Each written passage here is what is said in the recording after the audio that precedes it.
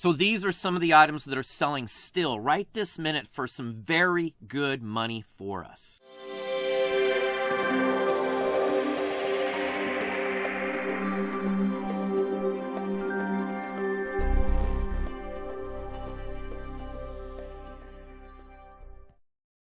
Hey, it's Don. Today we're going to look at some items that constantly sell for us and constantly make us a large chunk of money. So let's just look at a few interesting items. I've just pulled up a few of the routine types of things that we sell.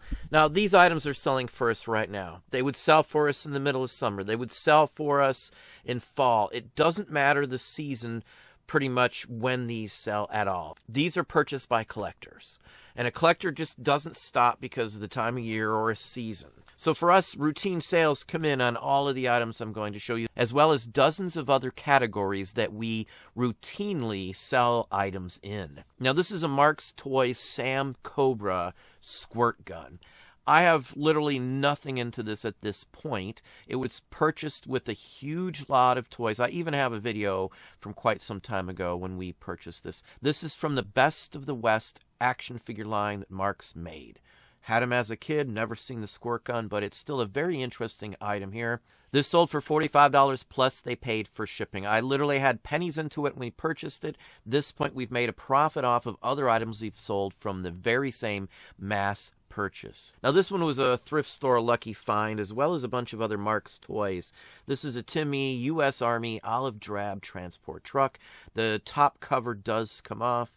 It's a vintage original one, probably from the 70s or so, and it did sell for the $24.50. These always sell for us. I never have any problem selling vintage toy soldiers as long as they're by the right company. Mark's, Timmy, Auburn, there's a few other companies we do hunt out as well. Now, this is a Heinrichsen lead figure. These are made in Germany. That's the toy maker's name, Hans Heinrichsen. Now, these sorts of things always sell extremely well for us. I have many other ones up. This came with a big toy purchase as well. We bought in bulk a ton of vintage toys from the 1910s, 20s, 30s, and 40s. It did sell for the full price, $24.50. Now, we do phenomenally well with writing instruments of any kind, pens, pencils. As long as they're advertising items, we sell them phenomenally well. This one's interestingly marked Moog on one side. In the music industry, that's like a musical synthesizer. It was very popular in the 60s and 70s. I'm not sure if it's related, but either way, this one did extremely well. Right at the $30 mark, shipped out the door. And yet, here's another one, and this is a floater, a floaty pen. You want them marked Denmark. Those ones usually sell for the most money. The action's actually on the reverse side here. The boat, you see, that little tug will slide back and forth as you tip the pen. It has liquid in there, and it floats back and forth. That's why it's called a floater, a floaty pen, motion pen. This one sold for $24, I think, and some change as well. Now, here's a label that we sold, and I sell a ton of labels. I've sold thousands of these sorts of things, thousands of them. This is an unofficial, probably unlicensed Archie Comics related item here. Now, we didn't put it in the title because the Archie comic book collectors don't care about this. We've tried it in the past, and it's never really got us anywhere with these because they just made so many of them. Every city might have had a roller skating arena that stole Archie Comics characters and used them in there. You'll see Bugs Bunny and Mickey Mouse. None of them are licensed as far as I know. This probably dates to right around the 1950s would be my guess. As you see it here, too, it's sold for $24 and some change and shipping as well. So this is the Moonlight Rollerway in Pasadena, California.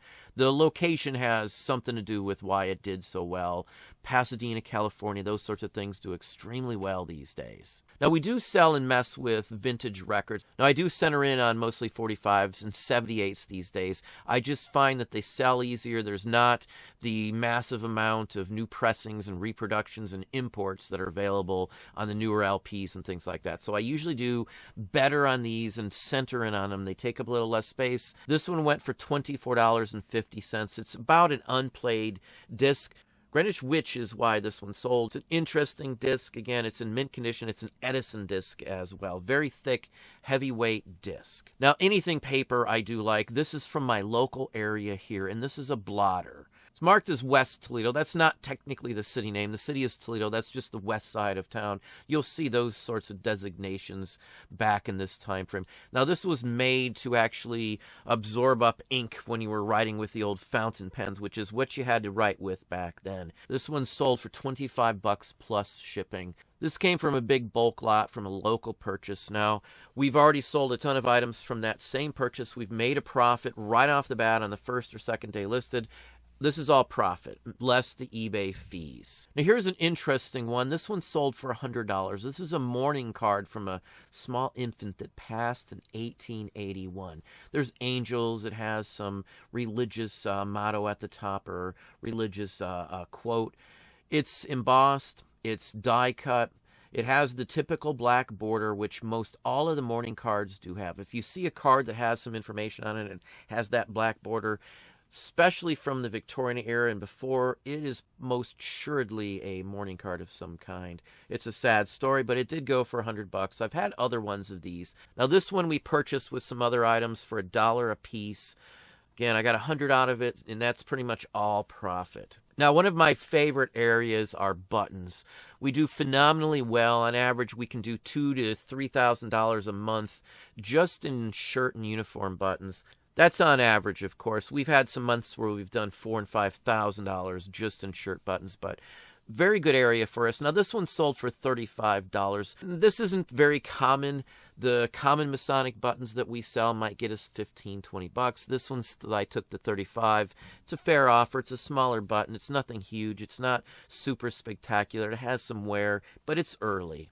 Now, here's a very nice one. This one sold for $83 and some pocket change plus shipping. The last one was plus shipping as well. This is a livery or a crest of some sort. Now, a lot of these would be tied to a specific family's last name. I could have sorted down and spent a lot more time trying to establish the family's last name and all of that sort of thing. But on average, we get about the same price regardless of the family because people who are looking for these know what they're looking for. Someone came in and bought 3 or 4 that had an eagle or a hawk. It's a solid brass button. This one dates fairly early, probably 1810 to about 1860 was the dating range. Now, in this case, this button wasn't marked, so this was dated by the sheer construction, the thickness, and such forth. And comparing wise to other buttons from the time frame that we're stating this is from. Here's yet another one. It doesn't always have to be a military item or anything tied to any regiment or anything like that. This is a fancy button from a lady's or a gentleman's coat, I would say. This is a one-piece. It's filigreed.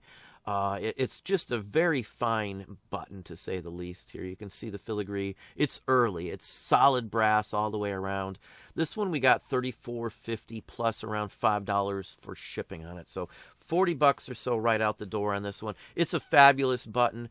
I've got the sizes up here in the condition box. It's 26 millimeters, which is a fairly larger than most vest or standard size coat buttons. Here's a vintage hat from the 1940s or 50s. This is a Dobbs of Fifth Avenue. I got just under $200 out the door for this one. I think I paid $5 at the time. I know it was very cheap. There's a video of me bringing this home, I do believe, sometime in the past. As I said, there's also a video on Patreon of me repairing, touching up the coloring on the box, and fixing the seams and the whole works. Person was extremely happy with it. The hat itself was probably never worn, never touched as well. So excellent purchase. We made well over $100 profit on this item. Now, poster-wise, I've sold, so many posters lately. I know a lot of people have given up on some of the posters because of size and the additional fees.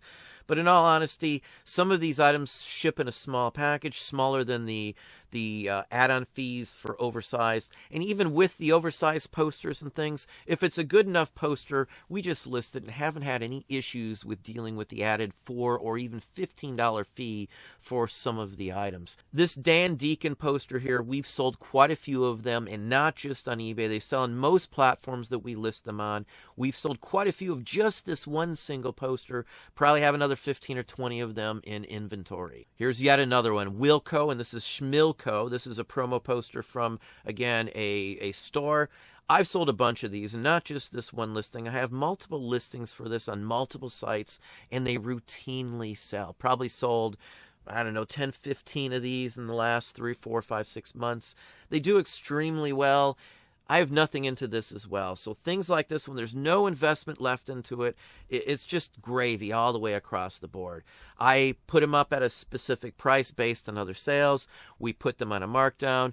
We do still take offers, and we routinely sell these for $20 to $24 a piece. I don't care if they all sell immediately. It's all passive income. The listing's been up. I can add more to it if I want at some later time frame as well. And lastly, here is a print ad.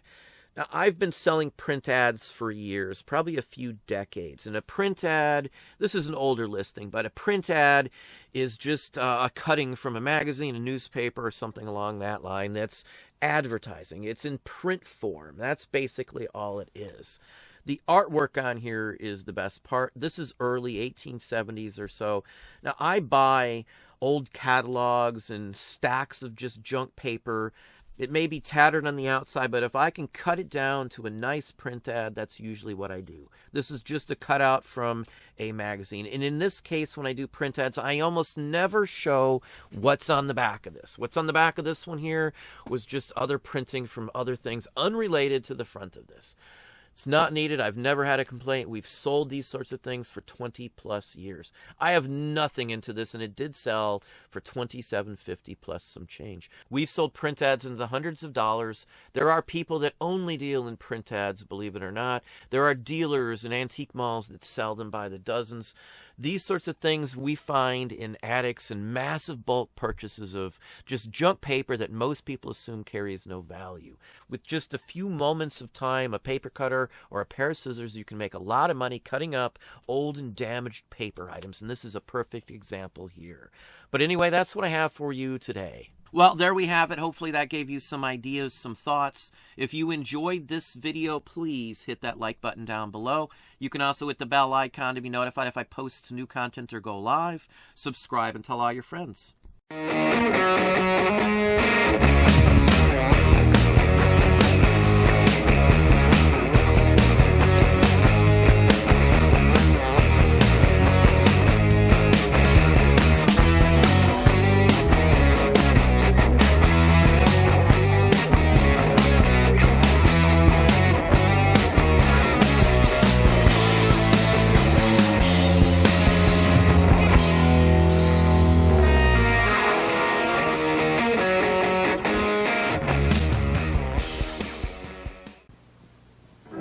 You're the Pepsi generation, come and have a Pepsi day. Come on, come on, come on, and taste the Pepsi way. Come on, come on, come on.